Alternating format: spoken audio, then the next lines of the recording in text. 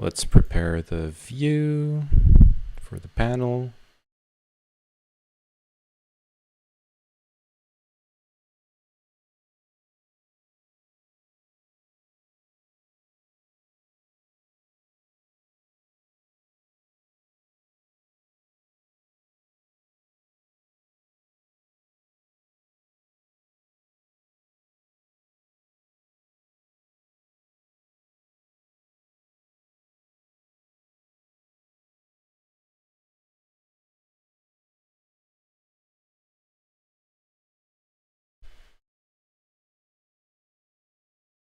All right, let me hide this and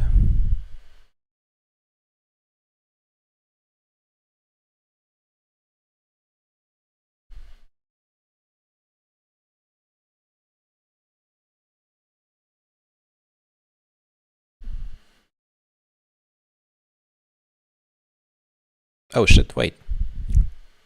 Why is it the oh no, it's the wrong camera. Okay, there we go. Much better. Hello everyone. Welcome to the stream. Or no one, I guess. Oh yeah, I need to view bot on the streams.gg website.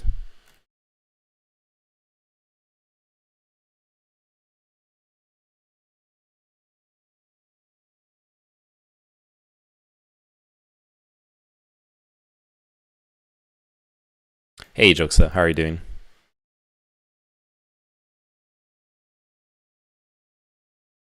God damn, my OS is in French on this computer. As you can tell, I'm not at home. It's very confusing. How are you doing? And French OS is dope. No. I'm just used to English everything. I'm doing okay. A little bit fuck, I'm in Warsaw right now. I really should have done IRL streams, but I totally slacked on it. Which is fine too. What was I gonna do? Oh yeah. Yeah, we're gonna set up the dual stream on Minitel, exactly. All right, wait, let's hide this. What we're gonna do is we're gonna add a source, and the source is gonna be a window capture. Yeah. The window capture is gonna be this? No.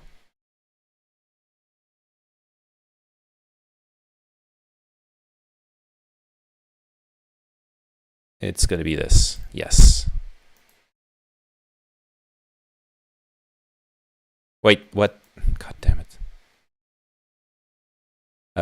Oh yeah, because there was a filter on it. Shit.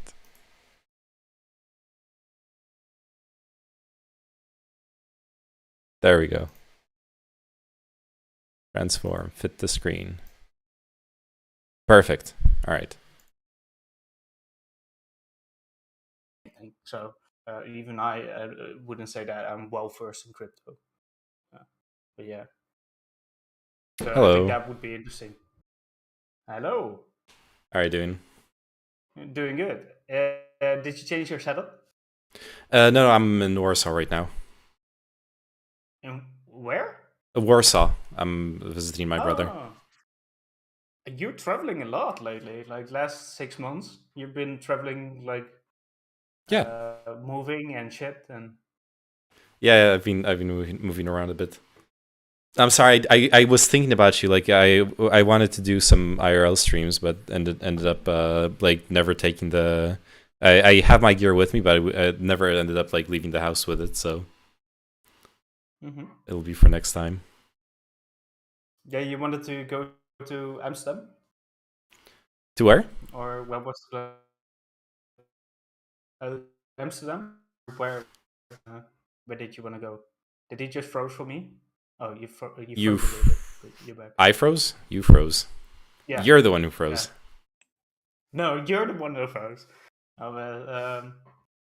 Were you planning to go to the Netherlands, or what was the plan? Um, I'm Sophie wants to go back to the Netherlands. We were talking about it, but I don't think that's I don't think that's like gonna be the I don't know. Depends. Maybe Not in the long term. In the long term, in the that's long term, pretty yeah, much sure. what. Yeah. Yeah. Yeah, there are a lot of great places to visit. I would suggest that you go to the next time you go to the Netherlands, go to the south of the Netherlands. It's actually like really beautiful over there because it's like extremely hilly. So Hmm. it's like hills and that kind of stuff. And uh, yeah, it's actually like pretty underrated stuff. Uh, you don't need to go to the north, even though the cities there are pretty beautiful. It's just the cities you have seen the cities within one Yeah. day, and then there's nothing there. It's a How's pretty the grim place. how I have some friends who did uh like a bike tour of the Netherlands, just going all around in the small towns on bike. Yeah, you can do that because of the fact that we. One thing that's so great about like the Netherlands is that you can go everywhere with the bike because everywhere we build bike lanes. So even like when I go to my work, that's like 40 minutes with the bike, 20 minutes with the car. Um, for me, it's 10 minutes with the car, if you know what I mean. But Mhm. that being said, like it's 40 minutes with a bike, and it's just there are like I'm cycling through a forest, and there are bike lanes next to the road in the forest. So to give that perspective of like that you can just basically drive everywhere with a bike. And Like um, parallel to the highway. uh, no, well, the highway sometimes there is next to the highway like a bike lane, but not always. But it's mostly like the provincial roads that have bike lanes. And then when it comes to the highways, it's more like the bike lanes are more efficient when it comes to like going from A to B. So they don't necessarily follow the Test. Wait, highways let me see because the highways are not test. always like Yeah, yeah. efficient There in the was. fact Oh that shit. Yeah, you I'm need to speaking too build close to the around mic as stuff well. with highways, right? So Oh, the noise It's might be interesting. from I would almost the assume it'd be opposite because, like, at the least noise in might also America, be all from the the rural sort computer of itself because it's smaller close. roads are like But yeah, if I oh less. yeah, I'm like really close to There's saturating. less I'll money put lower the behind gain it on than the the yeah. mic itself. PCs. The funny thing is that we used to have in my city, we Test used to have a should be a neighborhood bit better. I modeled after American design, but American design is like you know what? car Let me design, right? seems okay to me. So they actually changed that design with Oh hi there. like the only thing that they did is Oh hi Mark. Oh yeah, let me try something. If I go into this, wait, no, not Discord. Let's do it in here properties monitor only.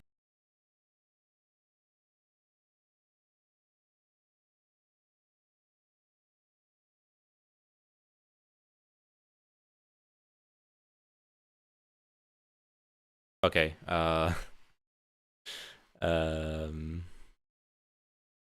OBS is being cringe. Wait, what if I do monitor and out? Test. No, okay. Yeah, OBS is being cringe. I can't like listen to myself here, but it should be better. I lowered the gain. I turned off the filter in OBS that had the gain that like upped the gain. Who, Elysium? Is he in the chat? no. No. Is Elysium in the chat? No, he's not in the chat. Oh. The crypto. Okay, there we go. Yeah, sorry. I was Should I just gonna pull say up chats so I can? the crypto moguls got him. They've intercepted him before he Yeah, could join the panel. yeah. That's what happens. He was anti-crypto, and now they got him. But that being said, yeah, I don't know where Elysium is, but maybe he will join in later, and that's all fine. Maybe he has like something that was going on. It's okay, it's fine, you know. That being said, like, welcome. It's Oyoyo, and welcome, Magic Turtle. Magic Turtle, to my understanding, the reason that I invited you is because you're a crypto billionaire. That's correct, right? I am a certified crypto trillionaire. That's correct. Yeah, exactly. No, but that being said, like, I think it might be interesting that you just basically give like an introduction about yourself, what you do with crypto, and from there we just open the yeah, the floor, because I think that generally, like, we are kind of novice when it comes to crypto. I think that you know more about crypto than Oyo. I don't know. Maybe Oyo is like a secret crypto billionaire as well. I don't know. But yeah, just give an introduction about yourself, and then from there on out, we're gonna chat. Yeah, I'll try not to ramble for too long, It's but it's okay.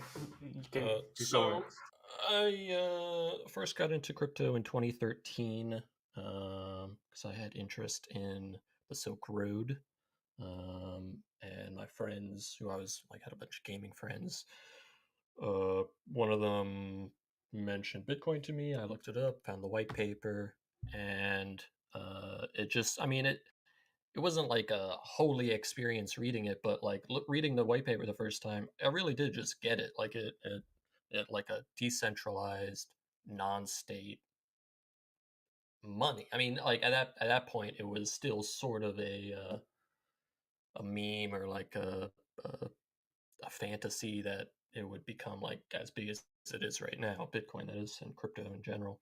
Um, but I mean, I understood like what the paper was talking about and what it was conveying, at least for the most part. There's obviously certain parts of the cryptography math that I would have to dive much deeper to really fully understand. But I mean, I understand PGP, and you can basically extrapolate a lot of encryption from PGP.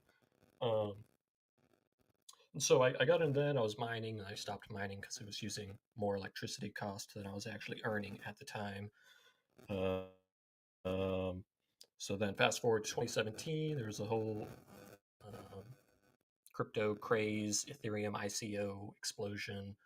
I traded a little bit there, made a little bit of money on some like totally scammy ICOs. That, like with these ICOs, you just put money into the ICO before it launched, and then you sold as soon as it launched, and you made money like 100% of the time. It was Sorry, insane. what's a ICO? Oh, an ICO is an initial coin offering, so it's Uh, sort of like a um, it's it's a sort of pump like and a dump. IPO, Yep. like It's talking or about pump A and pump dumps. and dump. Yeah, that's how he made his money. The pump and dump. Damn. but I mean, I didn't really make that much money from 2017. Really, I made the majority of my money in the past like 3 years. Um, but in 2017, I did a little bit of community stuff, just like sort of moderating a Discord for this one project, and that project just sort of fell apart. And I'm still friendly with the people there, but just sort of fell apart. And then recently, in the past 2 years, the past like 3-ish years, I got involved with some projects called in like the what we call DeFi, which is decentralized finance. So it's these smart contracts built on top of Ethereum that basically enable, uh, for Sushi, which is the project I was working with. Sort of, I helped start a weekly sort of governance fireside chat for the community. So it was like a community Discord call that anybody could join, anybody could participate in, and sort of talk about the developments and proposals and things like that. A lot of sort of organizational, uh, community building type stuff. It gets messy. But yeah, I was doing that for a while. I was trading. Got really stressed out because this past bull run was just crazy. So I stepped away from that, but handed it off to some other people who had joined into it after I started it. And it's still running, and so that makes me feel good about that. But yeah, I've mostly just been like a big, uh, researcher, I guess.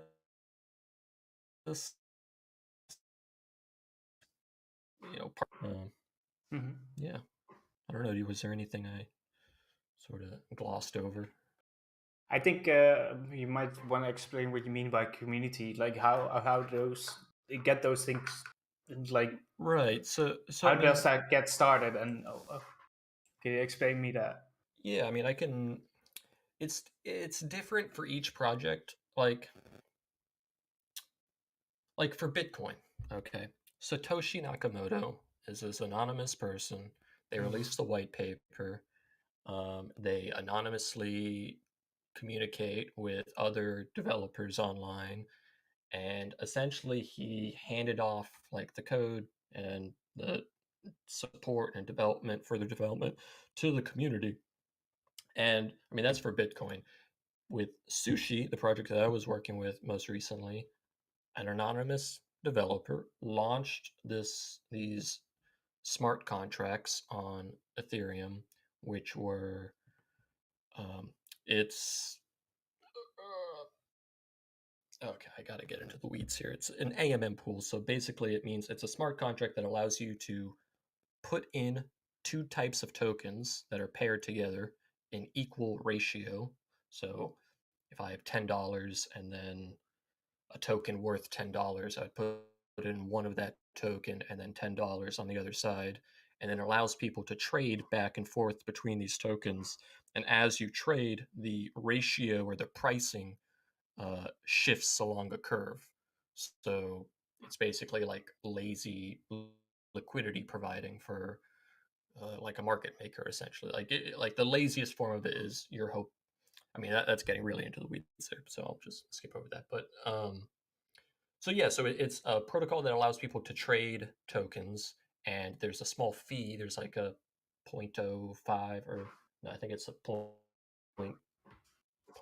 I mean, I think there's actually multiple different types of fee sizes that you can do on pools, but there's a small fee that is taken on each trade, and that goes to the treasury for the protocol and gets paid out to token holders. Um, and so what I was doing was I was essentially, I mean, I just did this totally impromptu. Nobody asked me to. I wasn't officially part of the team or anything. I just liked the project. I liked the direction it was going in. Um, and I had seen in the past, there's another large DAO called MakerDAO. They sort of are the governance object that watches over a stablecoin called DAI. And they do weekly risk and governance calls because there's a lot of discussion that goes on in the MakerDAO community about risk, and because they basically allow you to mint DAI against different collaterals. So they're all sort of arguing about not arguing, but discussing the different risk parameters and how much of the different collaterals they should allow and stuff like that. And I really liked that weekly call format that they had over there. So I just yoinked it and tried to start it up for Sushi.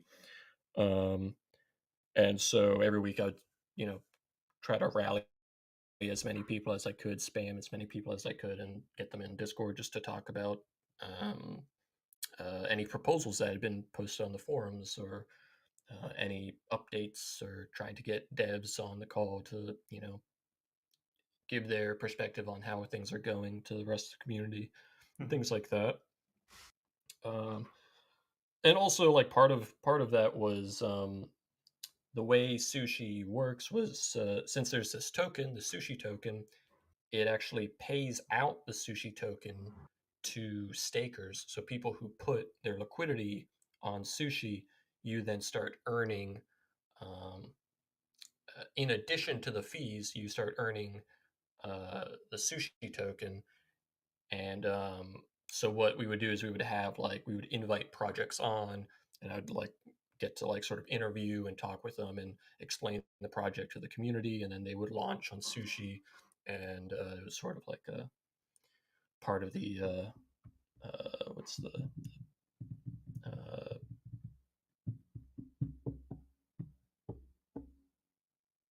what did Model T or Ford, bunch of people in a line doing things. Oh man, I can't think of the word. Oh, assembly line? Yeah. So yeah, it was sort of part of the assembly line of like getting projects listed onto Sushi. It was bringing them into the Sushi forum and giving them a platform to sort of promote their project as well. So I got to talk with like a lot of different people. It was really rather, it was really great. You know, I talked with Sam Bank Friedman one time. It's like a billionaire uh, arbitrage kid who is making waves in DC recently. But Mhm. yeah, so yeah, that was basically my role, and then I just got to a point where I was like, just way overstressed and needed to cut back. So I sort of had to pull back from that. But I'm still really, I mean, they're still going. Sushi's still going. Sushi Forum still going. All the people I was doing it with, still in that community. I Yeah, just I just hope it's not another of your rug pulls, Magic Turtle. No, just kidding. But that being said, like let's shift a little bit back because I think, the reason why I asked you about like the community is because I think that's like an instrumental part when it comes to crypto overall. When you're not talking about like Bitcoin or Ethereum or something like that, you know. Uh, yeah.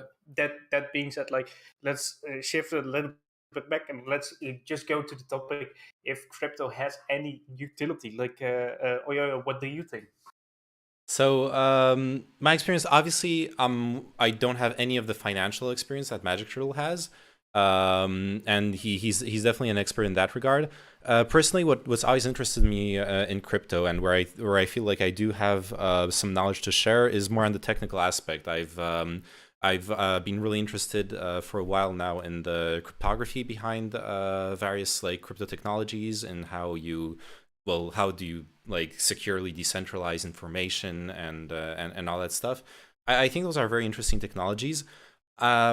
So I'm not at all like a full skeptic, but I am someone who I was thinking like how should I put it? I think my main problem with a lot of crypto projects, and not all of them, my main problem with a lot of crypto projects is that it feels like a hammer in search of a nail, or like a solution in search of a problem.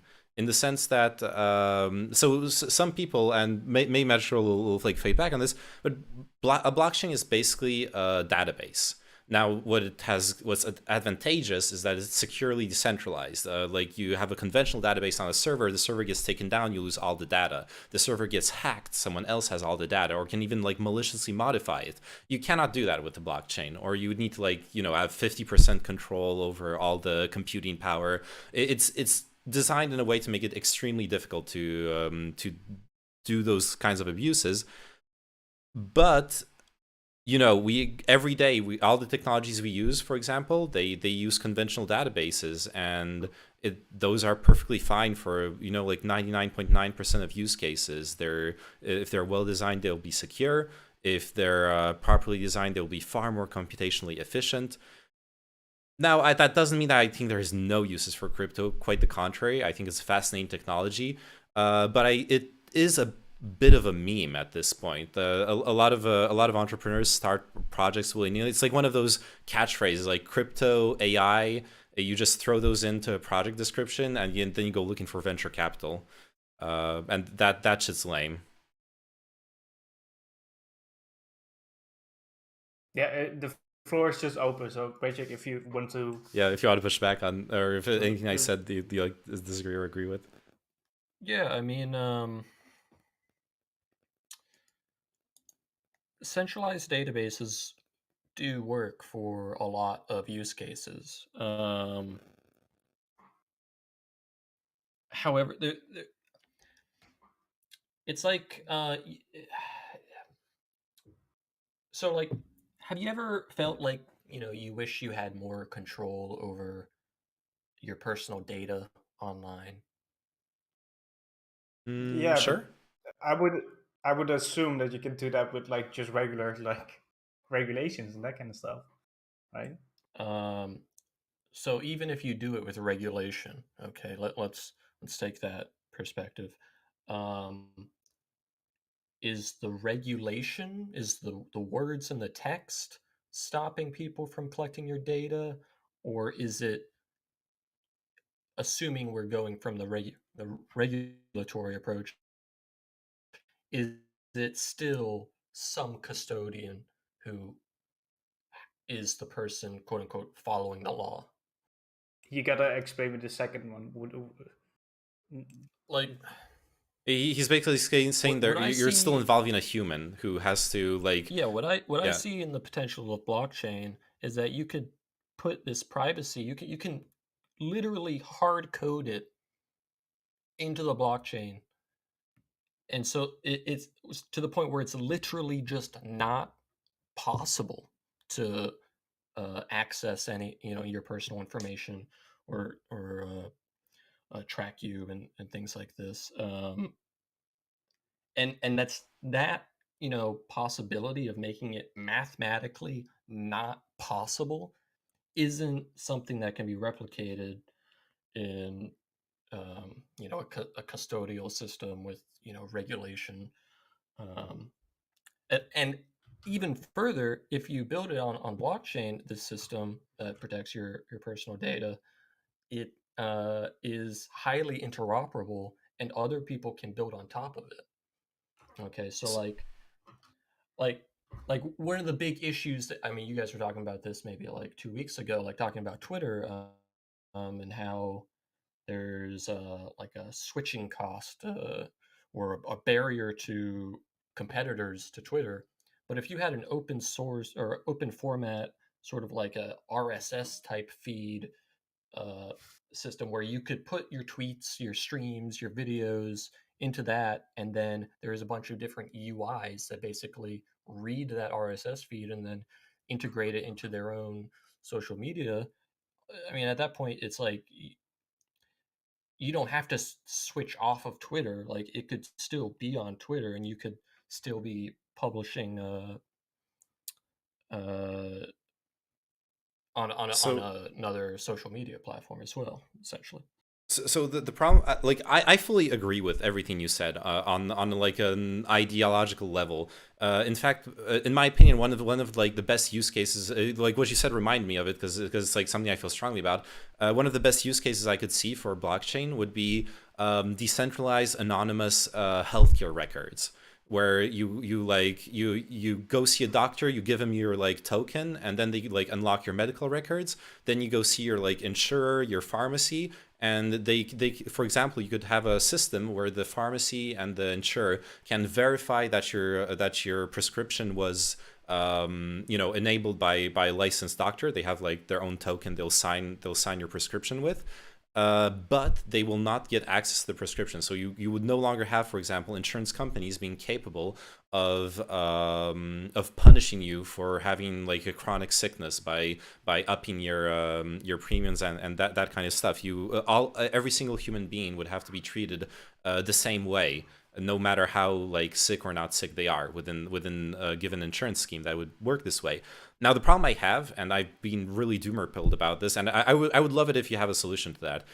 It's that there's no incentive for companies to actually do it. There's so much money to be made out of mining our data. There's so much like that's literally the entire economy of the internet right now, outside of crypto, is mining our data, is turning everything we do, our recorded actions into products. And there's like how do you flip this You world don't on its head to bring like everyone into this like ideal anonymous crypto world? I don't see it happening. so so the we'll never get to a perfect outcome, but we can approach a perfect outcome. And what that looks like to me is, essentially saying, okay, personal data is valuable, people pay for it. Let's build uh, an open sort of voluntary sort of auction system that allows an open market for personal data that would hopefully bring down the, like, either amount of profit or a premium that is there, to a point where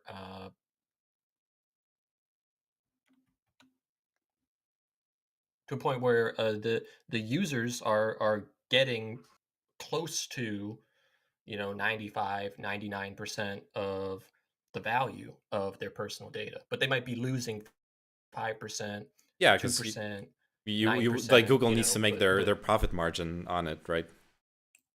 yeah, and also I think it's just from a philosophical point of view. I think it's very important for that to be totally voluntary. I don't think anybody has any obligation to sell their personal data or anything just because you're accessing a website. Yeah, But I then, think that's an interesting point. But I would say, like, just in general, if you're gonna say like 95% of the data is not being sold compared to any other platform, No. that Sorry, all I meant like that the value no, yeah, extraction. yeah. 95% yeah, What he meant is that but you basically creating.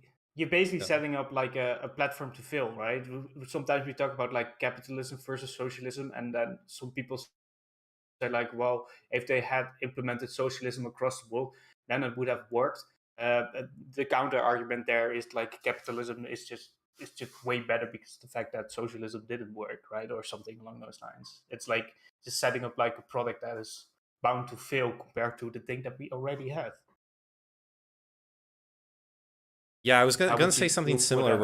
where like I struggle like it's obvious that a company like Google, right now it's pocketing like in this 95% thing, it's pocketing 100% of the added value, or not 100%, like close to 100% of the added value because they have operational costs, right? But close to 100% of the added value from mining our data.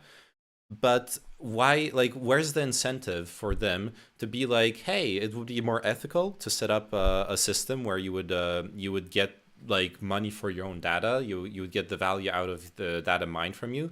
So let's just, altruistically accept a system where we pay you back. No one's going to do that. They want It's to milk the shit out of it's us. only it's only in their interest because that's what this is sort of my position that the consumers want. Yeah.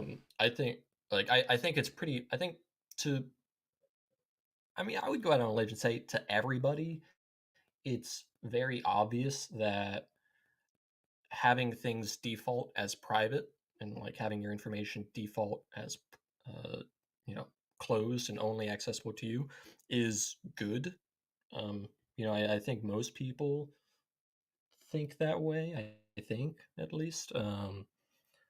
And so if there's an alternative to having a interoperable account across the internet, rather than having like log in with Google, log in with Facebook, log in with Instagram, log in with all these centralized services, and having all your information just collected and collated and sold off into um, Excel sheets. You could have a truly independent, interoperable way to log into services and create accounts and manage your private information.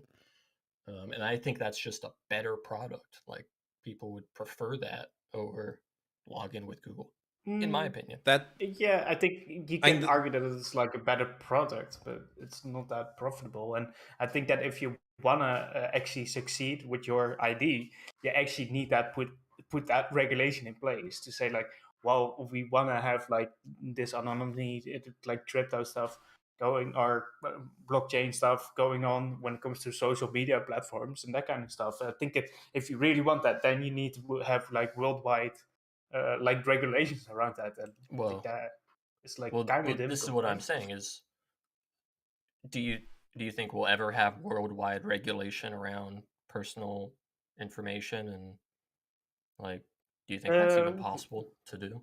yeah, to a certain extent, I think it's possible.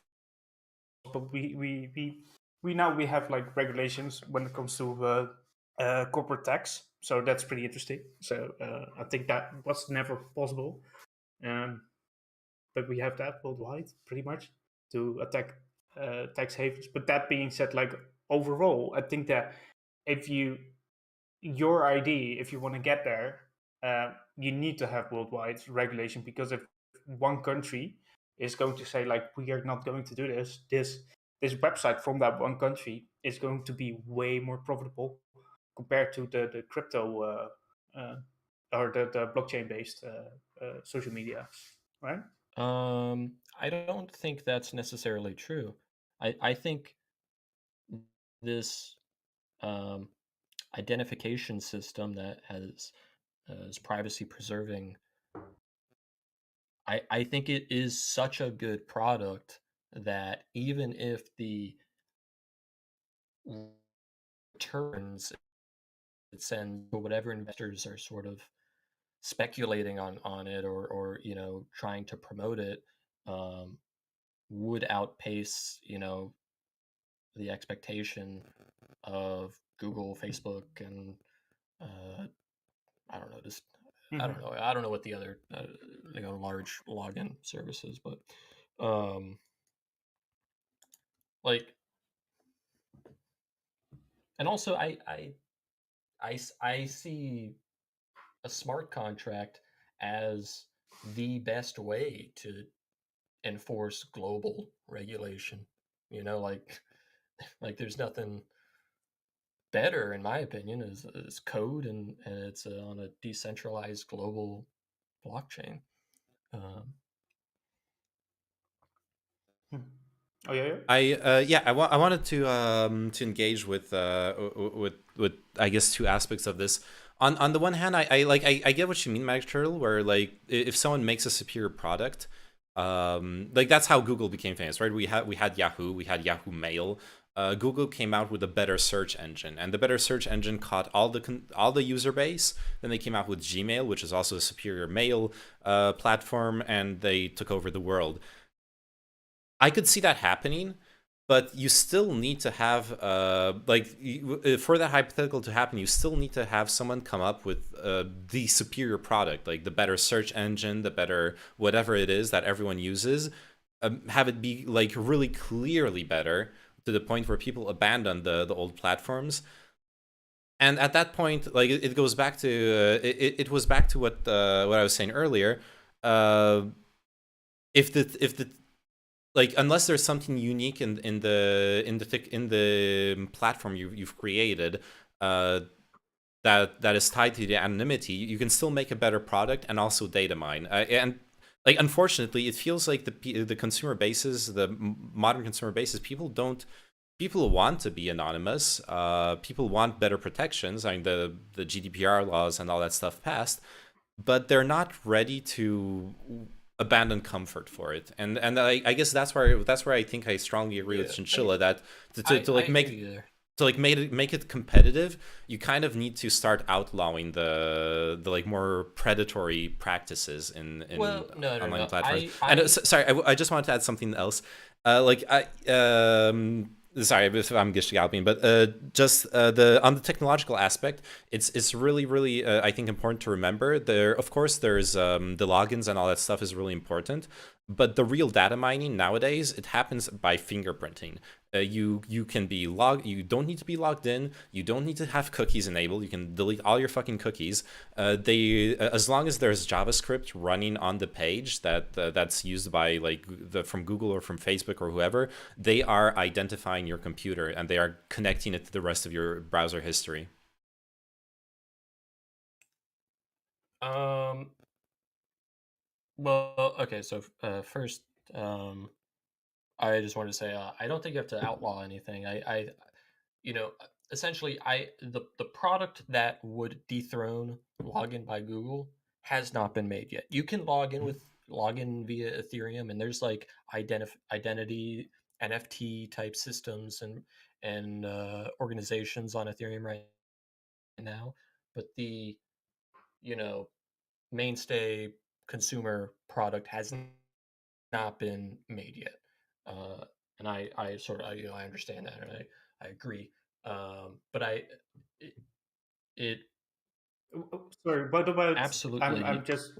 I can be. have a general question. But What about like DuckDuckGo or something like that? Is that people always say like that's anonymous or something along those lines? Is that, or you don't know about that? Because maybe they actually have that crypto or the blockchain technology behind that. Now, I the don't know. But DuckDuckGo just has a commitment to anonymity, but they don't. okay, They don't. There's no sorry. login. They don't have any use for login. They don't use any Okay. crypto technologies. Sorry, yeah. Sorry, I was interested in that. Maybe they have something along those, but it doesn't. So sorry to interrupt you, Magic Turtle. Go ahead.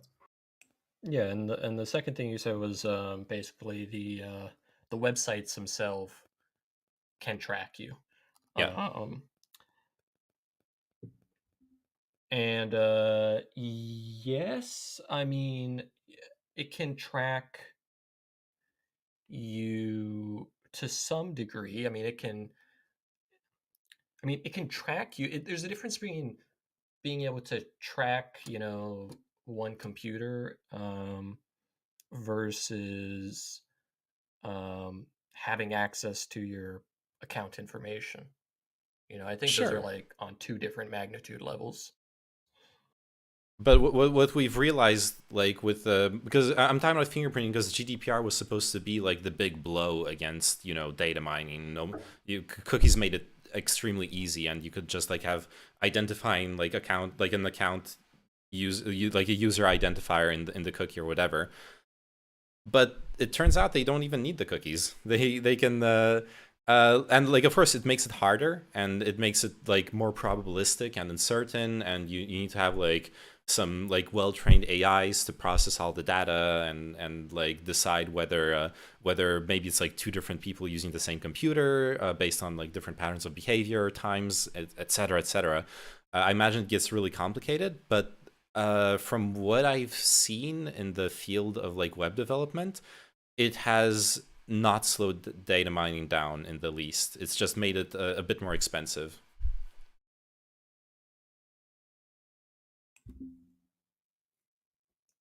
Do you want to respond to that, Magic Turtle? I guess I need to like look into that and see to what extent, like how to what extent is the information that they deem a gain from that, and like what are they even selling at that point? Are they just selling traffic uh preferences and things like that connected to a cookie or an IP address? um I Well, don't know. I'd have what they to do look into. what they do, like especially someone like Facebook is really good at that, because they have the little buttons that get embedded in like blogs and websites, right? You have that little like share on Facebook, which means they get to inject JavaScript into like millions of web pages just because they have the little social media link. If you use like the Facebook official kit for that, they'll abuse your page for like data mining. And so that's why there's like extensions too, like to block the Facebook JavaScript. And what they'll do with like it's one of the thing with like information security is it's only when you start like seeing the use cases that you realize how much information you can get from how little people let out. So say you go on a blog and you read an article, and the product is mentioned, like a type of product is mentioned in the article, they're going to start throwing, like ads for that product at you. It's as simple as that. It doesn't need to be more complicated than that, right? Like your browser history gives enough information to create like targeted marketing data, which is all they really need.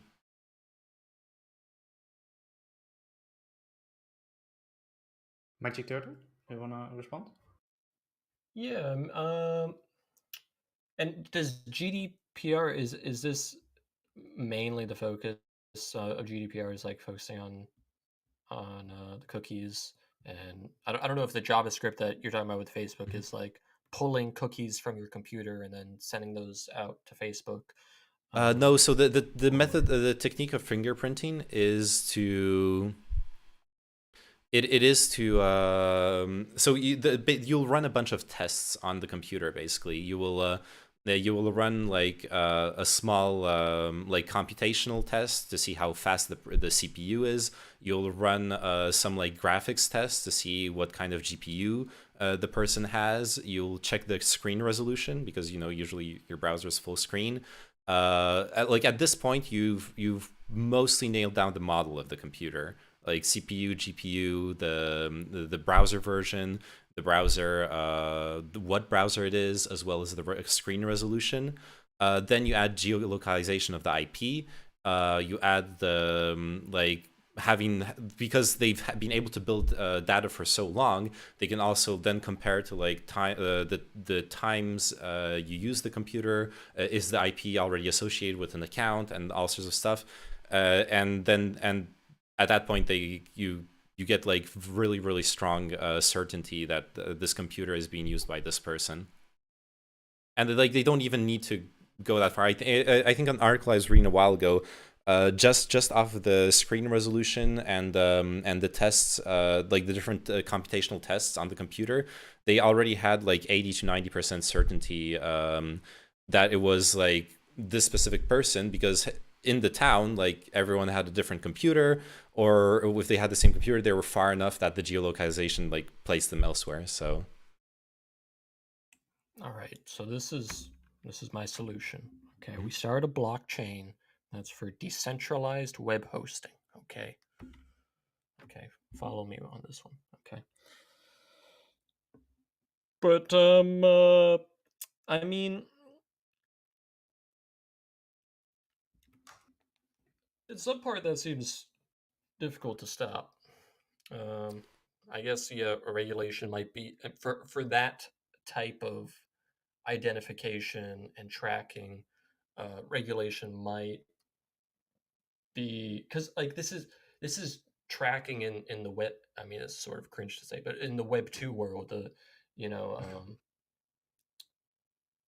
like I get what you mean. Like the technology is like it's a flaw with the fundamental technology where it makes it too easy to track. Like yeah, several technologies, but yeah. Um,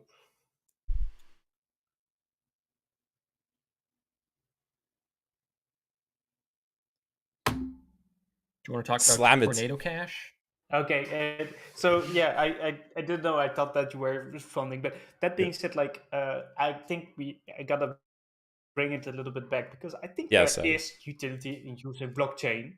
I think that nobody would actually disagree on that. I think that everybody sees like blockchain as like overall something that can be used for good stuff. That being said, we're talking more about like crypto, right? So we're talking about the coins and that kind of stuff. I feel like overall that we have like a massive adoption of like crypto coins. People don't actually know what it is and what it is about, and people just buy it because it's tulip mania, right? It's a bit like that. I wonder A how bit you like feel. that, yeah. Yeah, how do you feel about that Magic Turtle? Like overall, do you think? Yeah, I mean, it's. I mean, like I said, I've been in crypto since 2013, and every single time it sort of amazes. Like 2013, I guess I wasn't really that much conscious of it. It was also much smaller, very different community. But Mhm. in 2017, I especially experienced this.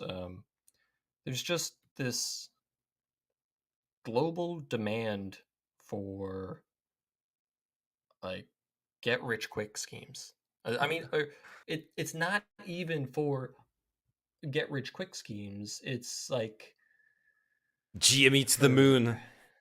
yeah, to the moon, like these moon boys is what I call them, moon boys, who just like act like they have like two brain cells and have no idea what they're doing, but have enough brain power to like type out and say like, I just bought. What do I do? Like I don't know. It's so strange. It always blows me away seeing these massive swarms of people enter the space. Who have no idea what they're doing. So Um, did you see it as a negative, even though it brings more interest and more it's people into the space? mm, I think it's just necessary. I think it's just like that's what like scaling to billions of users looks like. I think is just these massive swarms of uneducated people who are very confused about what they're doing, trying to make money for some reason. Well, I mean, say for some reason, but Mhm. it's pretty obvious what the reasons are there going by. Yeah. Do you feel like the mass adoption of crypto went way too quick and that kind of stuff? So like crypto Oh, I mean, overall might be an interesting concept, but we haven't reached mass adoption yet. No, but to a certain extent, there is some adoption, right? So I mean, yeah, there's definitely people are adoption. use it for illegal means. Well, I Mostly, mean, so. that was really the use case back in 2013. I mean, some people, still use blockchain for illegal means, but Mhm. in the percentage of the illegal transactions to totally normal fine transactions on blockchain in general has trended down. Mhm. I think read a report, I think in 2021, it was the lowest it's ever been.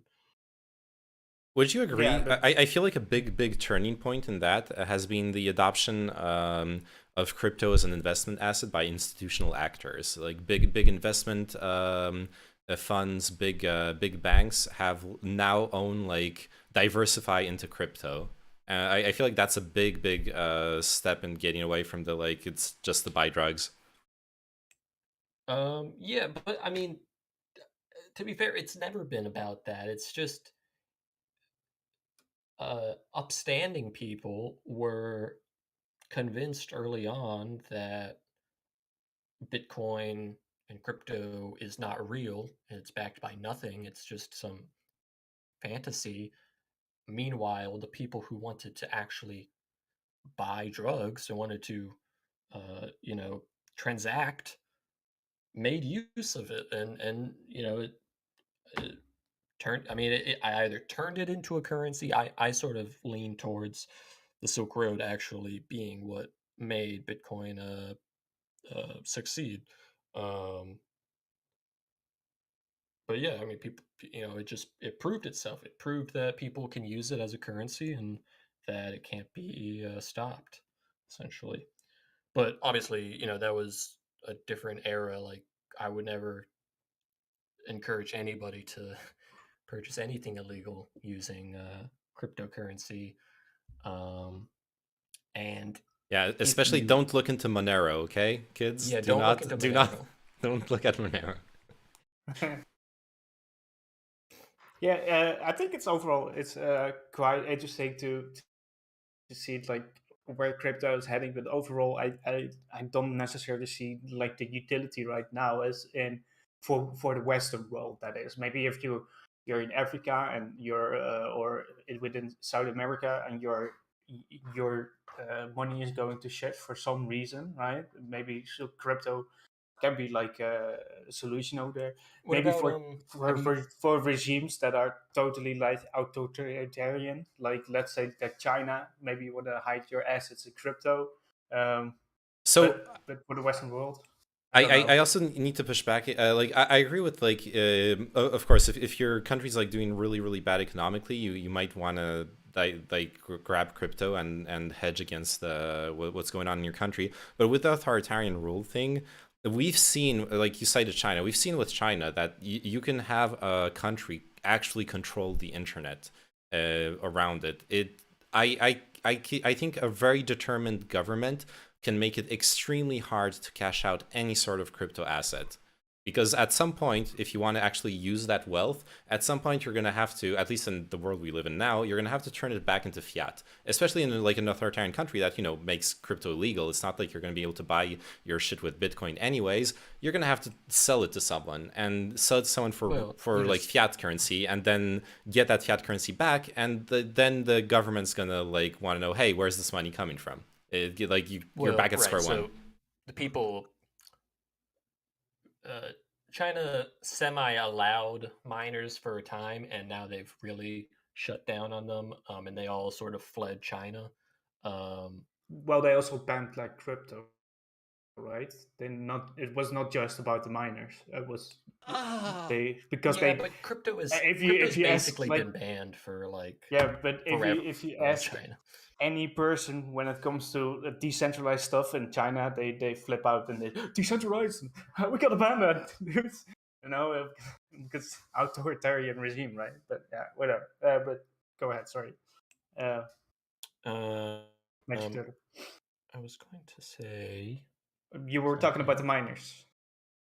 Yeah, because I was saying that you can't really have Like in authoritarian, I don't see crypto as an alternative to storing wealth in an authoritarian regime. The authoritarian regime is going to control the transition points where you turn fiat into crypto or crypto into fiat. That's where they'll get you. Obviously, you can transact your crypto all you want in the crypto world, but at some point you want to go back to the real world. The CCP is going to get you, right? You could. I mean, it's tough for me to say because I don't live in China. But like I could. I mean, I guess it's tough as a like. I don't really understand the markets in China, to be totally honest. I don't know if it's like I've heard that like it's almost like I don't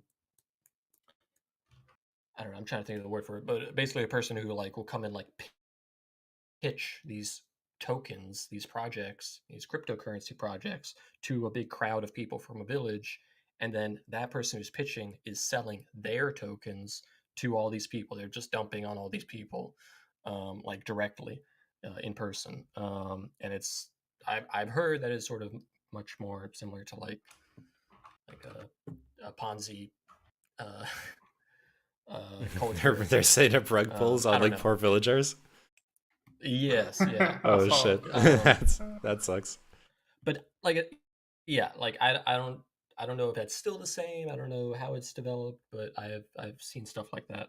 Um, But you could like because I mentioned China because it's like a real world example. I'm speaking more in like the abstract. I was thinking of China just because it's an example of an authoritarian government that actually controls the internet in the country and like has a really strong surveillance state set up. Uh, do I you? think you're correct, Oyoyo, but I think that if people are going to put their money into crypto, those people are probably feeling oppressed in some sort of way in China, and they probably at some point they probably just want to move out of China. So they might yeah, this might be like one way where they first store their money into crypto, and then at some point they go to the US or something. There's a reason why a lot of Chinese people just basically go to the US and let their kid be born there because then it's suddenly like a US citizen, right? So yeah, I think that it's yeah, you're right when it comes to the country itself, but I think those people want to actually probably want to move out at some point. But yeah. That's a fair point. Like for smuggling money, like smuggling money out of a country with restrictions, crypto is probably one of the best ways. Uh, though you'll probably still have to like a lot of countries now will make you justify your wealth once you once you get there, even if they're not authoritarian. Like you might have to be they like lost their Bitcoin in a boating accident. yeah, exactly. Or like in France right now, there's like a flat 30%. Like even if they let you come in with a bunch of money, that you might just like get double taxed, where you bought the cryptocurrency with money that you paid taxes on, and then you sell it in to get back euros once you've fled to Europe, and then you have to pay taxes on it again as if you had like made gains or whatever.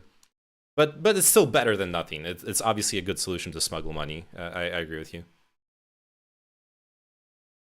Which turtle? Um, I mean, I mean, yeah, all the miners in China have left, and they took all their crypto with them. Um, and yeah, I mean, if you're in an authoritarian regime where the internet is heavily censored and exchange can be that can be definitely a difficult environment to work in, and I mean, I don't know if there is a perfect solution or perfect Mm. thing to offer someone to store their wealth in that type of environment, but uh, yeah, I would agree Bitcoin is probably not perfect, but there's a lot of worse products to scams that could you could fall for. Um, I do want to talk about Tornado Cash. Oh yeah, I mentioned it earlier. Yeah, go ahead. Tornado Cash. That's after the name. It became like a shit storm. So tornado is probably like a pretty good. But yeah, you basically mean that in like money laundering. Is that what you want to talk about, or what's actually Whoa, what you whoa, want to whoa! bring up with I like mean, Tornado Cash? do you think having economic privacy is laundering your money, Uh, or do you I think I failing to I report your I, money is laundering your money? I think overall that people use Tornado Cash to hide something, probably, and I think that's why it became illegal overall. I don't think that it's like something that people use for good means. So Why do you? I mean, you're okay. So first, let me just explain it to everybody. Tornado Cash is a smart contract on Ethereum. It was launched, I think, over 2 years ago now. Essentially, what it is it's a pool where you can put in. I'll just give the basic explanation of it. It's updated recently, but just the basic version. You put either 1, 5, 10, or 100 Ethereum into a pool. Um, that Ethereum that you put in is in a pool with a bunch of other deposits of the same size.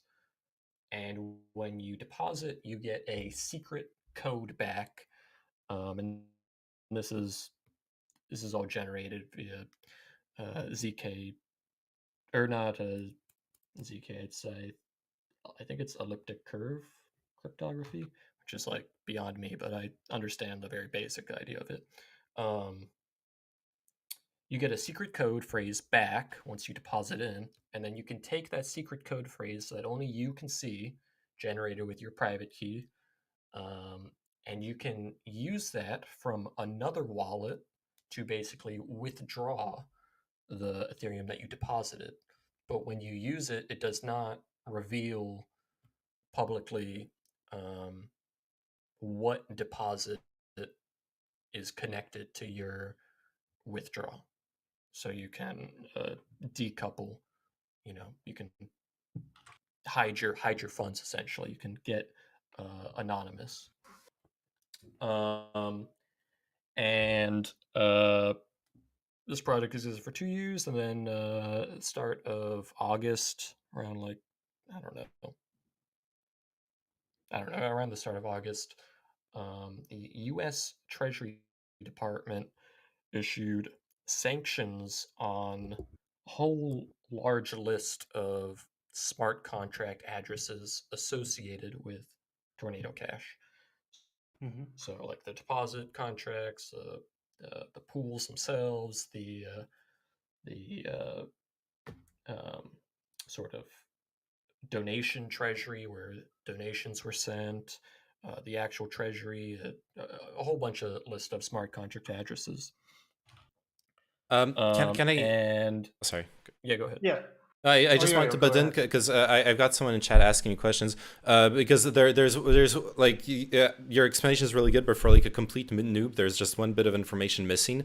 It's that when you look at most blockchains, you have the full transaction history. And that's like where the use of something like Tornado Cash comes in. It's that if you always use like one account, you send money, you receive money, you do your transactions, people end up like people might know, okay, yeah, this address, that's that person, and then they know everything, like everything you ever did with Bitcoin or with Ethereum. So with Tornado Cash, what like the Magic Trail said, you like put the money into Tornado Cash, and it's then just like it's the idea is like a tornado. It's like it like swoops up the cash and throws it around, and it creates a bunch of transactions on the blockchain to make it really hard to track where who actually owns the money, where the money actually went, who you transacted with. It allows you to hide your identity and your transactions better. Yeah, and to bring it back to something that Magic Turtle said, like, do you feel like you need to have like financial, like freedom or whatever, or anonymity?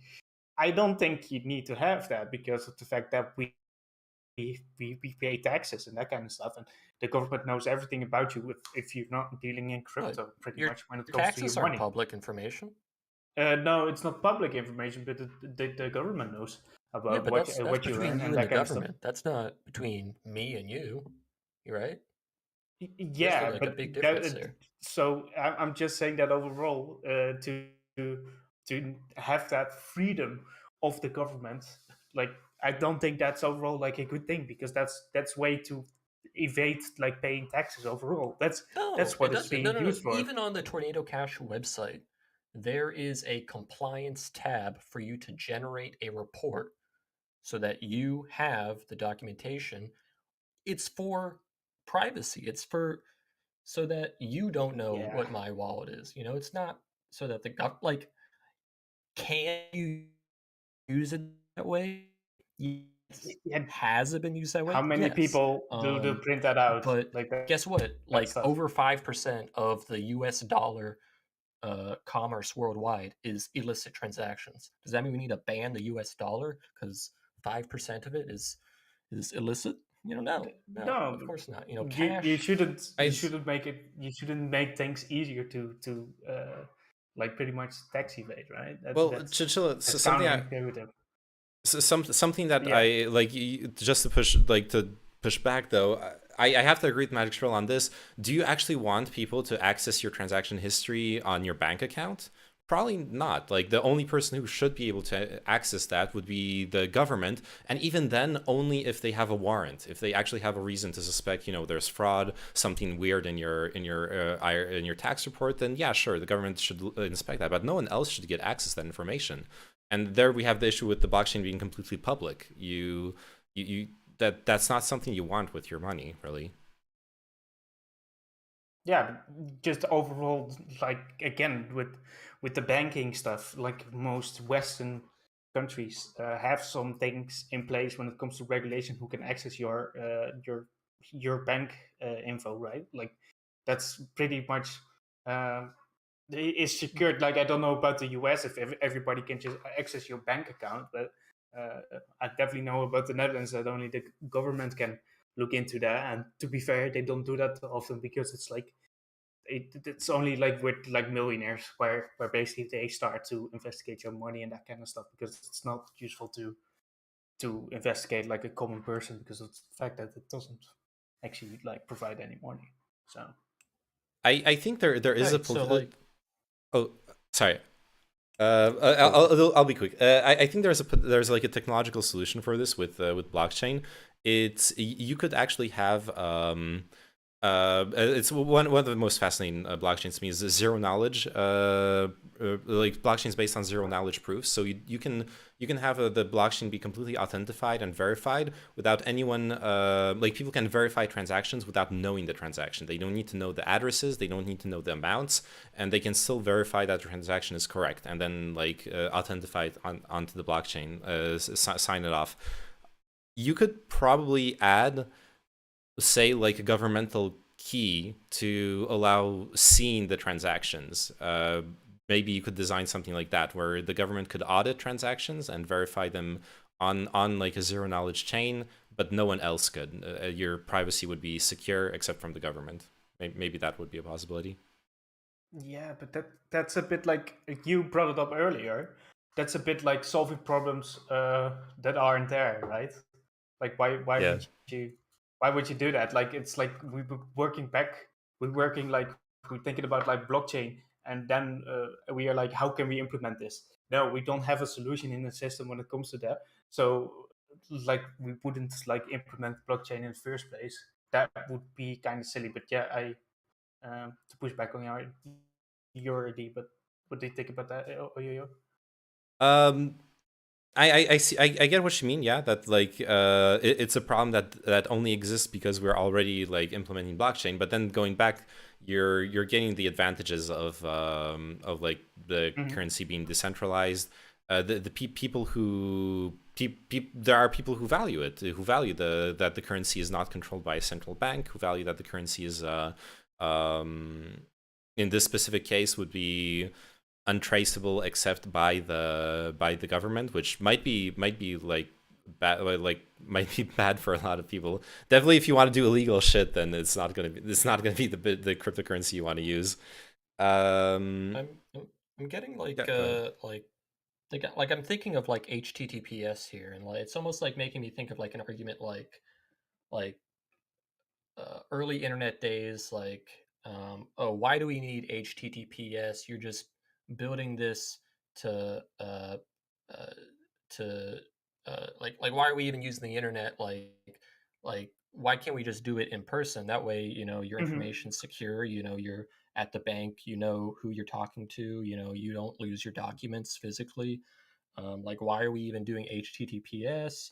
Um, it sounds similar in my head to like, oh, like why are we doing um, ZK privacy, proofs on blockchain? Like what, we already have HTTPS.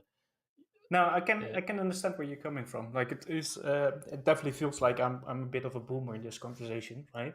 Why do we use crypto? Why can we not just walk around with like with the, why are the kids like nowadays playing so much computer games and that kind of stuff? But the uh, I'm just curious, like, do you guys think that there's inherent value in platforms like GoFundMe and things like that, Kickstarter?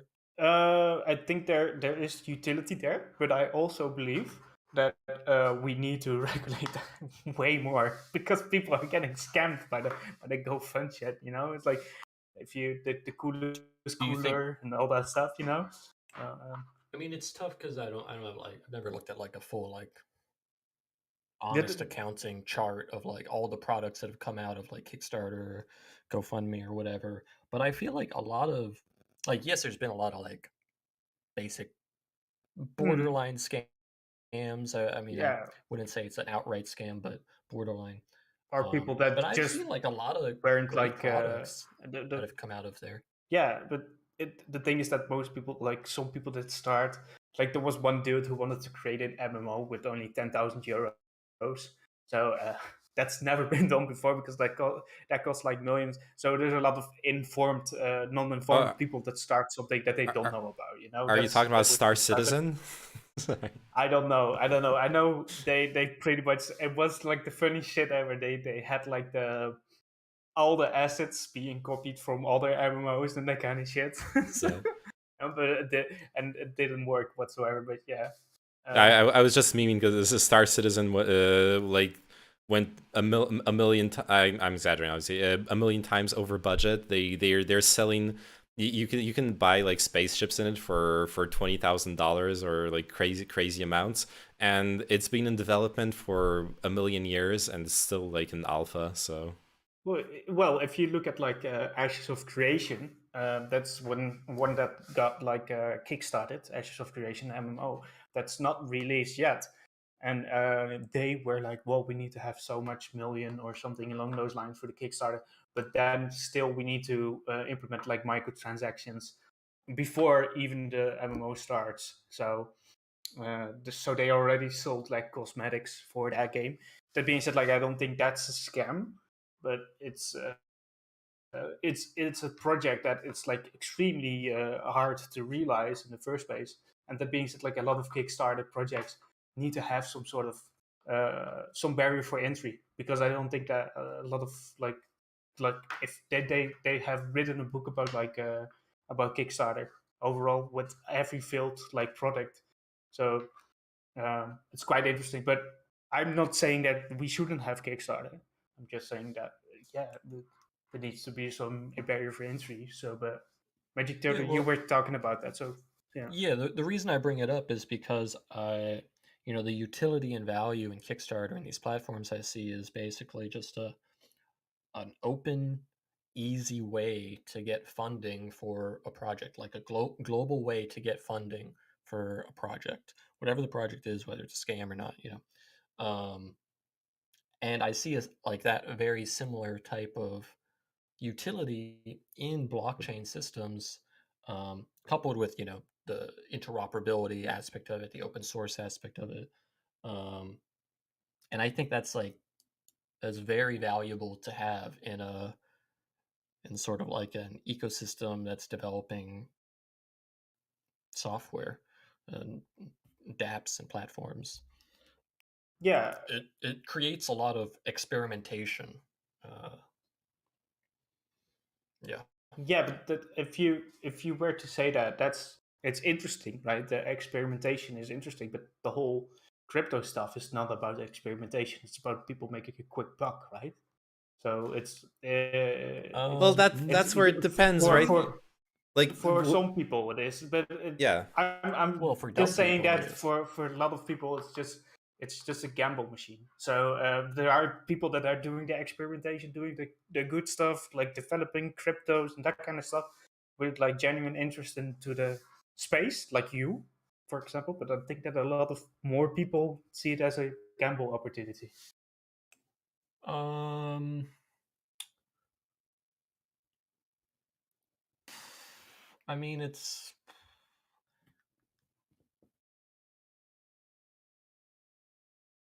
I I And to I'm be gonna like fair, it's fine if yeah. people want to gamble, but yeah, go ahead. Yeah, I'm gonna say, like it does give a bad image of crypto, especially like especially with the scammy products, the rug pulls, the like people influencers putting out a coin or like some NFT and just like scamming their audience. All that stuff is a really bad look, and it's definitely harming crypto. It's harming the communities. It's harming people. And it's harming the image of crypto, and it does give a lot of ammunition to anyone who wants to discredit crypto. But it may be, I don't know if I fully agree with what I'm about to say, but maybe it is like a necessary growing pain to until it gets like more regulated. There's some better oversight. When I say regulated, not necessarily even government regulation, but like designing could even be like better designed cryptocurrencies where it's easier to have oversight over how like a project is run and those kinds of things. and I'm also, just to be clear, I'm pro regulating crypto in on certain aspects. Like I don't want it to become like a fucking like a gimped asset, because like worse than all other assets because of how many sort of regulatory barriers there are. But like there are certain things that I think absolutely, and this is even pushed for by like large leaders within the space.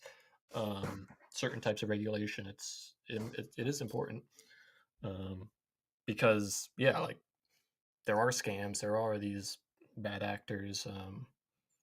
I mean, they exist. Yeah. Well, since we're talking about utility and we talked about video games too with the Kickstarter stuff, I've been kind of going back I and know forth where this is on going.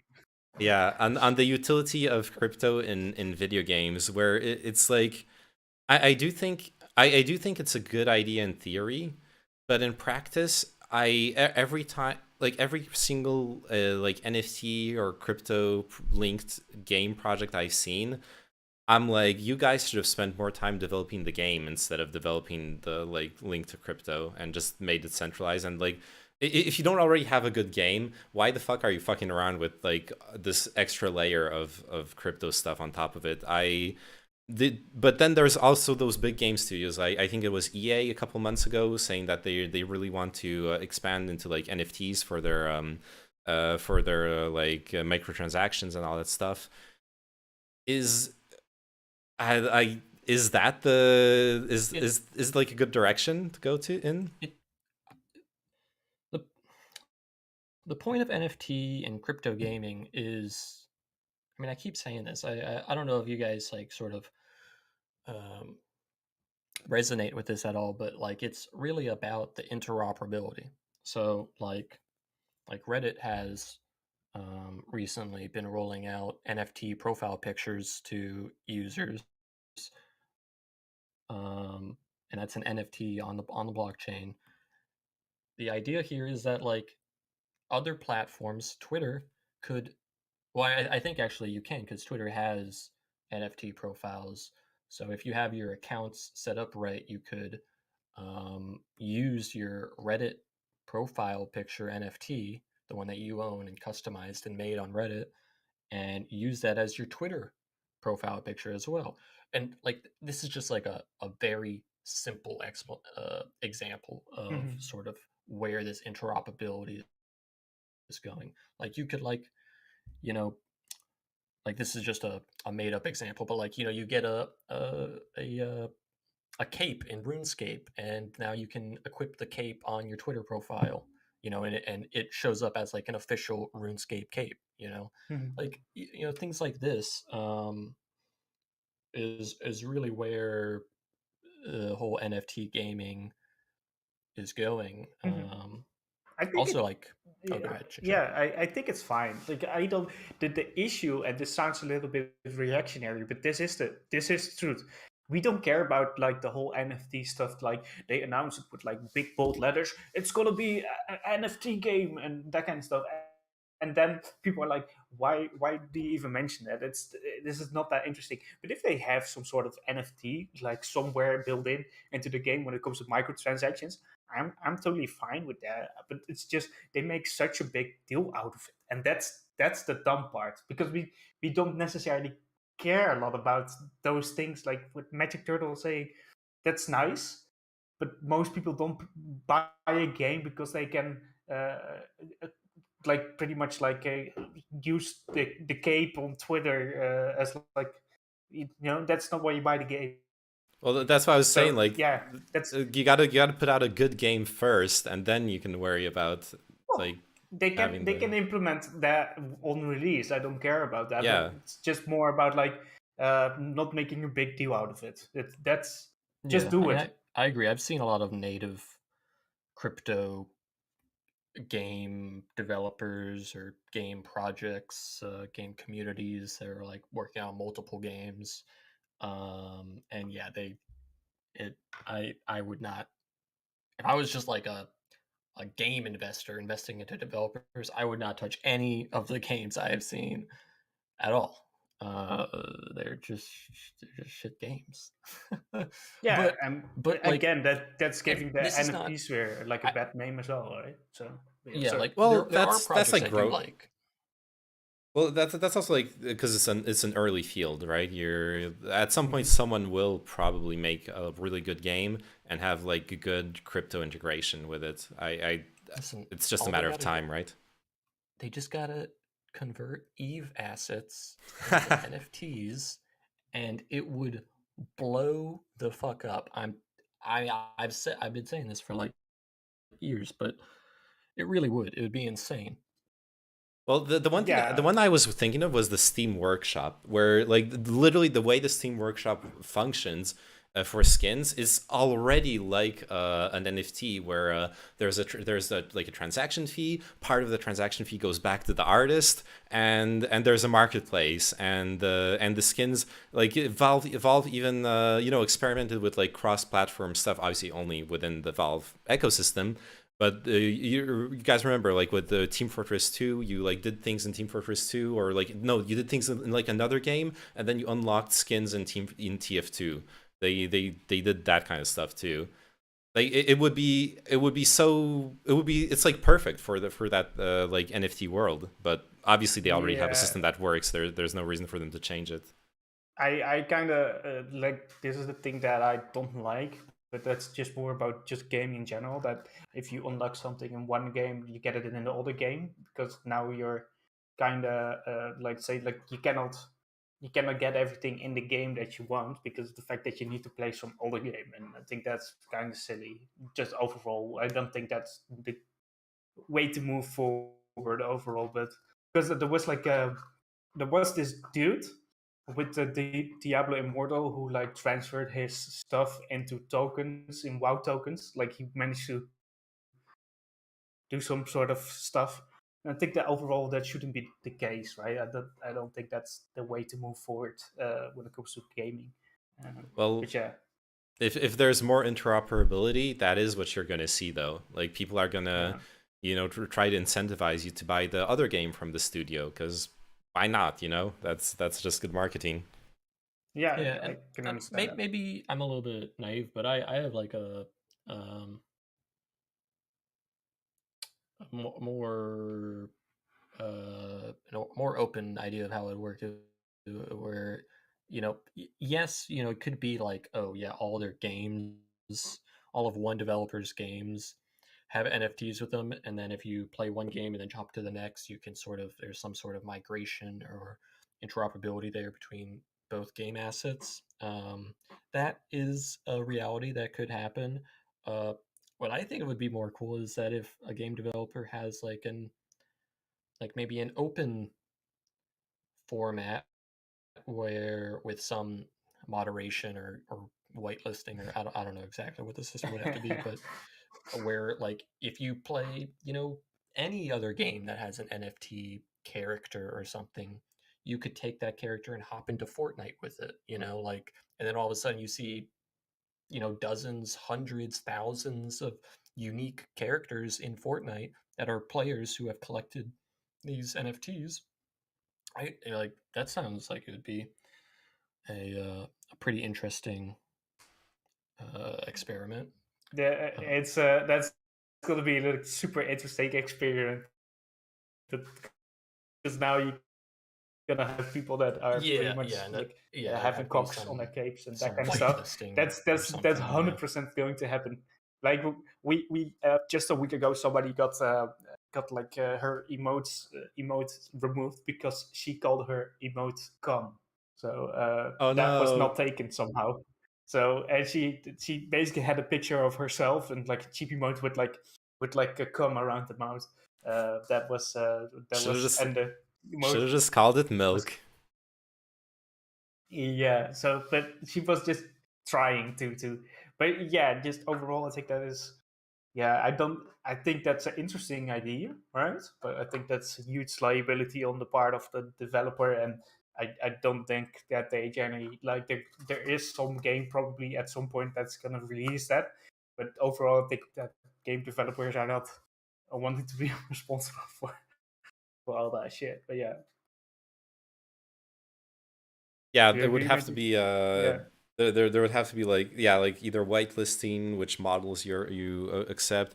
Even like outside of the whole censorship thing, I could see it getting complicated too, where like a high polygon model is gonna be really graphically intensive, and because that's what like in modern 3D games what a lot of game developers end up spending their time on, just optimizing the models. If you end up taking like a model because it was on the NFT blockchain from a game where it's poorly optimized into a game that's well optimized, suddenly the devs are gonna get like emails, hey, my games, when people are playing with like this model, my game slows down to 10 FPS, and because they're like they can play the game on a potato.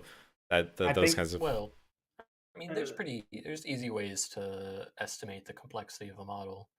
Yeah, Like but you can it's just quickly. I'm saying like it's another layer of you're gonna have to gatekeep which models you allow, or like maybe pass them through some algorithms, remove a bunch of like simplify them, stuff like that. It to be would be fair, complicated. if I think more about this, like overall, I don't think that any AAA company wants to go with this. But first of all, because of the liability that I was talking earlier, but also because of the fact that they sell skins, right? So it's like Oh yeah. you, if you can, Maybe you yeah, pay for your NFT skin. yeah, but To get it in. then you cannot. Then it's like centralized by the Well, game company, right? yes, I So mean it would have to We're be. I mean, because obviously, you can't allow anybody to bring anything into the game. yeah, and because Yeah. if you're selling skins, and now you've introduced a new But at the skin, end of the and day, that function of bringing a skin in is enabled by the interoperability layer that would be the blockchain with the NFTs on them. I feel like the point you just made, You Chinchilla, know, is it's similar to the one I was making at the start of the convo. Like, sure, we could do this and it would be cool, but there's no financial incentive for companies to like cut into their profit or cut into their exclusivity of their skins, of their platform, and all that stuff, and like allow competitors into their shit. It would be like it would be a hard sell for any big company. Like, yeah, now, I yeah, like yeah, look at the I price of just Valorant skins remember too. Yeah, sorry. why does Steam allow users to sell CS:GO skins and crates? Shouldn't they just say no? The only way to get these are to buy it from us.